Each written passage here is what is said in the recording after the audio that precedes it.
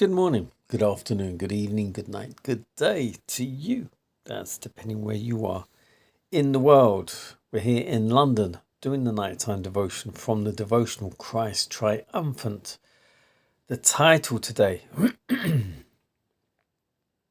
we are to live by God's every word. Matthew 3 verse 17. This is my beloved Son, in whom I am well pleased.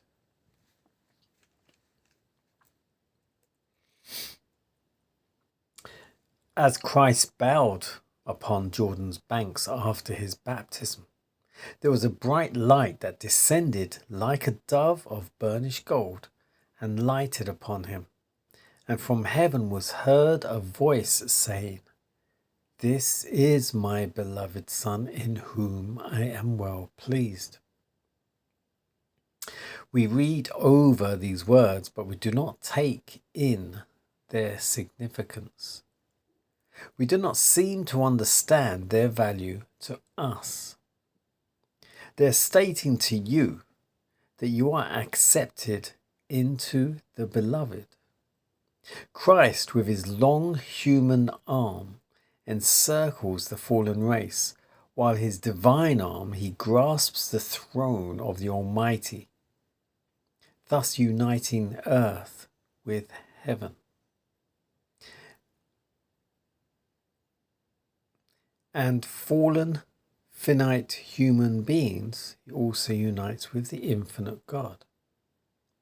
And this earth, which was divorced from heaven, is again united with heaven. A communication is opened with heaven through Jesus, so that the human race which was fallen is brought back again into favour with God. Here Jesus passed into the wilderness of temptation, and trial is brought to bear upon him 100 times more trying than that brought upon Adam and Eve in the Garden of Eden. If Adam and Eve had lived by every word that proceeded out of the mouth of God, they never would have fallen, never lost the right to the tree of life. All who will live by every word that proceedeth out of the mouth of God now will be brought back to the Eden home. There is happiness, hope, and peace for the desponding.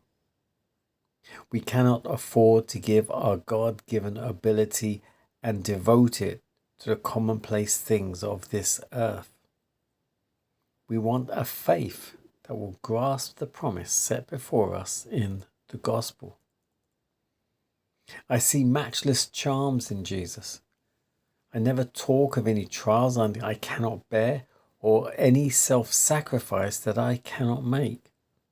I see one who died on my behalf, and he shall not die for me in vain.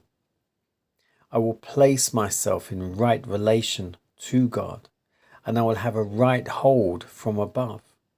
I am not studying what the world will say of me, but my study is, Lord, how shall I please thee? How shall I perform my mission in this world? If we are overcomers at last, there are battles for us to fight, and we will find that the flesh warreth against the spirit, and the spirit against the flesh. It is for us to say which will triumph.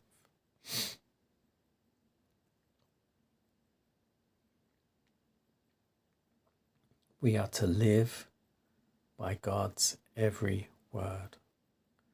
And I think the key important thing here is, if Adam and Eve had lived by every word that proceedeth out of the mouth of God, they wouldn't have fallen.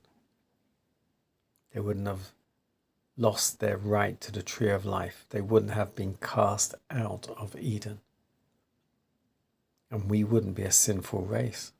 And Jesus wouldn't have needed to come. But the fact is, we are a sinful race.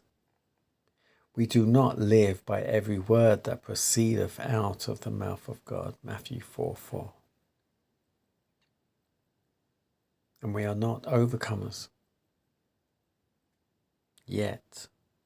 But we are trying, we are striving toward the mark. Are we not? That's what these devotions are for. They're for me and you. For me personally, this is my devotion. This is my worship every night. This is my study every night. But I share it with you.